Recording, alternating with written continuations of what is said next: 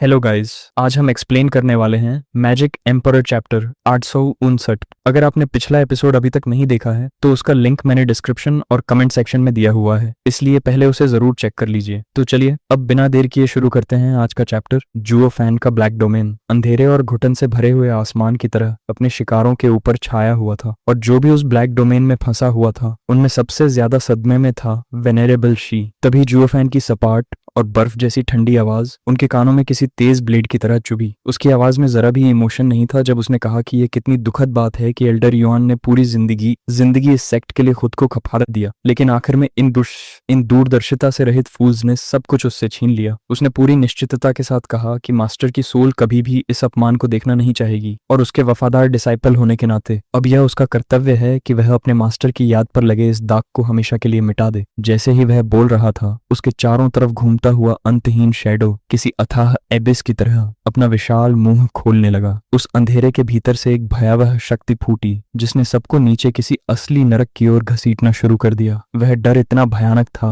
कि लोगों के दिलों में आदिम आतंक भर गया, जैसे उनकी आत्माएं तक कांप उठी हों। वेनेरेबल शी घबराकर चिल्लाया और पूछा कि आखिर यह डेमोनिक पावर क्या है, लेकिन अगले ही पल उसका डर उसे पूरी तरह तोड़ गया और वह तुरंत दया की भीख मांगने लगा। उसने जुओ फैन से विनती की कि वह उन्हें मत मारे, वरना पूरा डीमन स्किमिंग सेक्ट खत्म हो जाएगा। उसने हाई वेनेरेबल का नाम लेते हुए कहा कि यह सेक्ट मास्टर का सबसे बड़ा गर्व था। वेनेरेबल शी ने उम्मीद की कि शायद वह जुओ फैन की कमजोरी पकड़ सके, इसलिए उसने कहा कि वह जानता है जुओ फैन अपने मास्टर का कितना सम्मान करता है, और एक ट्रू डिसाइपल कभी नहीं चाहेगा कि हाई वेनेरेबल की पूरी जिंदगी की मेहनत बर्बाद हो जाए। अपनी जान बचाने के लिए वेनेरेबल शी ने तुरंत समझौते का प्रस्ताव रखा। उसने कहा कि वे अभी इसी वक्त जुओ फैन को सर्वोच्च सेक्ट लीडर बना देंगे, वे उसकी हर बात मानेंगे। वेनेरेबल बाई और बाकी निकाले गए एल्डर्स वापस लौट सकते हैं, और वे खुद सारी पावर छोड़कर केवल मजदूरों की तरह काम करेंगे ताकि अपने पापों का प्रायश्चित कर सकें। बाकी फंसे हुए लोग भी तुरंत रोते बिलखते हुए उसी सुर में चिल्लाने लगे। वे दया की भीख मांगते हुए कहने लगे कि अगर वह उन्हें छोड़ दे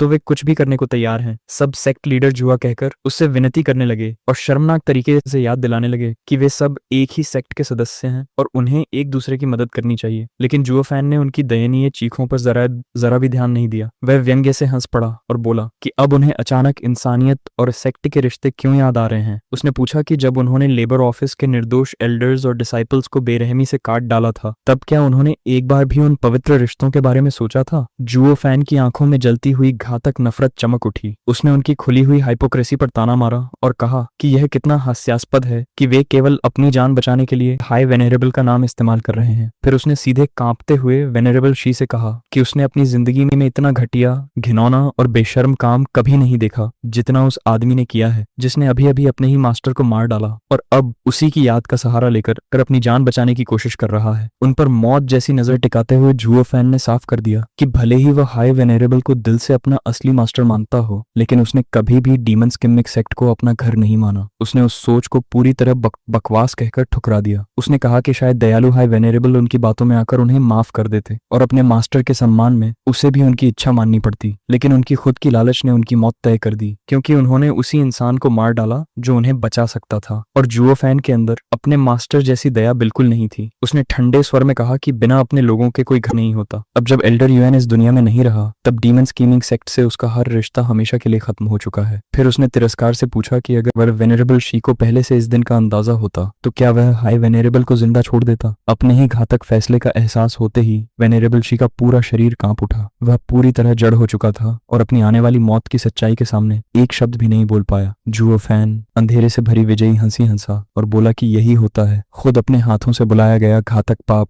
जिसकी सजा के लिए वह किसी और को दोष नहीं दे सकता। अगले ही पल जुओ फैन ने बेरहमी से अपना हाथ घुमाया और अपनी शक्ति का असली आतंक छोड़ दिया। घना और दम घोंटने वाला अंधेरा पूरे स्पेस में भर गया। हर तरफ दर्द भरी चीखें गूंजने लगीं, जबकि वह अनस्टॉपेबल शक्ति सबको पूरी तरह निगल गई। अपने डीमन ट्रांसफॉर्मेशन आर्ट की पूर्ण डवोरिंग पावर का इस्तेमाल करते हुए वह काला डोमेन हिंसक तरीके से धड़कने लगा और फिर धीरे धीरे शून्य में विलीन हो गया। जब सब खत्म हुआ, तब उस शांत वीराने में केवल जुओ फैन अकेला खड़ा रह गया। उसके चेहरे पर जरा भी बदलाव नहीं आया। उसकी आंखें अब भी ठंडी, निर्मम और अटल थीं, जबकि वह शांत कदमों से बर्बाद हो चुके सेक्ट के खंडहरों से बाहर निकलने लगा। तभी उसकी डेमोनिक सोर्ड उसके शरीर से बाहर निकली और हवा को चीरती हुई भयानक सीटी जैसी आवाज करती आसमान में दौड़ गई। अगले ही पल पूरा आसमान खून और मरते हुए डिसाइपल की दर्दनाक चीखों से भर उठा। लेकिन जुओ फैन के कदम एक पल के लिए भी नहीं रुके। उसके होंठों पर बस एक गहरी उदास और दर्द भरी मुस्कान उभरी, जबकि वह मन ही मन आसमान की तरफ एक अंतिम वादा भेज रहा था कि उसने एल्डर युएन से हमेशा सच कहा था। इस पूरे घृणित सेक्ट में अगर वह किसी चीज की सच में परवाह करता था तो वह केवल वही थे। एक महीने बाद उस नरसंहार से बहुत दूर ब्लैकवाइन माउंटेन की चोटी पर बने लू क्लैन के भव्य हॉल में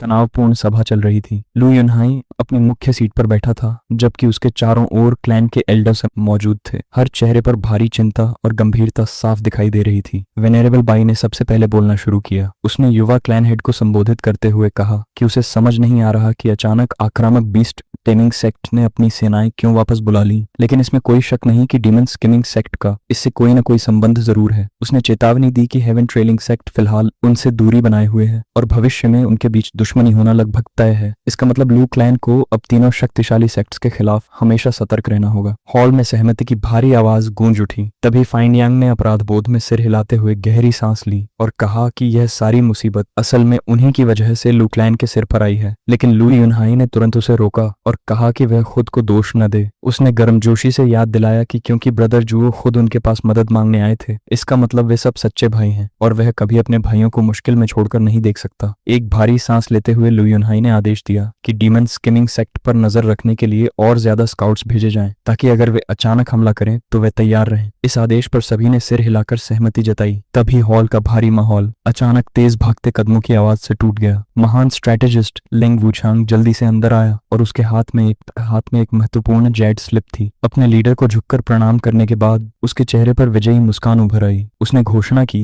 कि आखिरकार उन्हें बीस्ट टेमिंग सेक्ट के अचानक पीछे हटने की असली वजह पता चल गई है। उसने बताया कि उनके स्काउट्स की रिपोर्ट के अनुसार 6 महीने पहले एक रहस्यमयी और विनाशकारी शक्ति ने क्वानरोंग इंपीरियल कैपिटल पर हमला कर दिया था। उस शक्ति ने बीस्ट टेमिंग सेक्ट को लगभग पूरी तरह मिटा दिया, पूरे शहर को अराजकता में डुबो दिया और कई प्रिंसेस तथा ऊंचे दर्जे के नोबल्स तक मारे गए। लिंग वुचांग हंसते हुए बोला कि जब सेक्ट की जड़ें ही उखाड़ दी गईं, तो जाहिर है उन्हें अपनी बची हुई ताकत बचाने के लिए सेना वापस बुलानी पड़ी। यह खबर सुनते ही पूरे हॉल में गहरे सदमे की आवाज गूंज उठी। लेकिन सबसे ज्यादा झटका डीमन स्किमिंग सेक्ट से आए लोगों को लगा। उन्होंने कहा कि चाहे वेस्टर्न लैंड्स के 9 सेक्ट्स आपस में कितनी भी दुश्मनी रखते हों, फिर भी कोई कभी पूरी तरह एनहिलेशन की हद तक नहीं जाता। उन्होंने याद दिलाया कि यहाँ तक कि लेजेंडरी डानकिंग शेन ने भी अपने भयानक नरसंहार के दौरान इतनी चरम सीमा पार नहीं की थी। इसका मतलब साफ था कि यह रहस्यमयी शक्ति पश्चिमी भूमि से नहीं हो सकती। लेकिन लिंग वुचांग ने बस हंसकर बात टाल दी और कहा कि चाहे जिसने भी यह किया हो, उसने लू क्लैन पर बहुत बड़ा एहसान किया है। लू युनहाई ने सहमति में सिर हिलाया और कहा कि अगर दुश्मनों की रीइंफोर्समेंट समय पर पहुंच जाती तो उनकी रक्षा ज्यादा देर टिक नहीं पाती। उसने निष्कर्ष निकाला कि चाहे यह रहस्यमयी शक्ति कहीं से भी आई हो, यह सब ब्रदर जुआओ की किस्मत का आशीर्वाद लगता है। लिंग वुचांग ने हल्के मजाक में अपने युवा मास्टर को छेड़ा और कहा कि वह एक बार फिर सारी क्रेडिट स्टुअर्ट जुआओ की डिपार्टेड स्पिरिट को दे रहा है। मुस्कुराते हुए उसने जोड़ा कि अगर सच में जुआओ की आत्मा दूसरी दुनिया से काम कर रही होती तो सबसे पहले वह अपने निजी हिसाब बराबर करता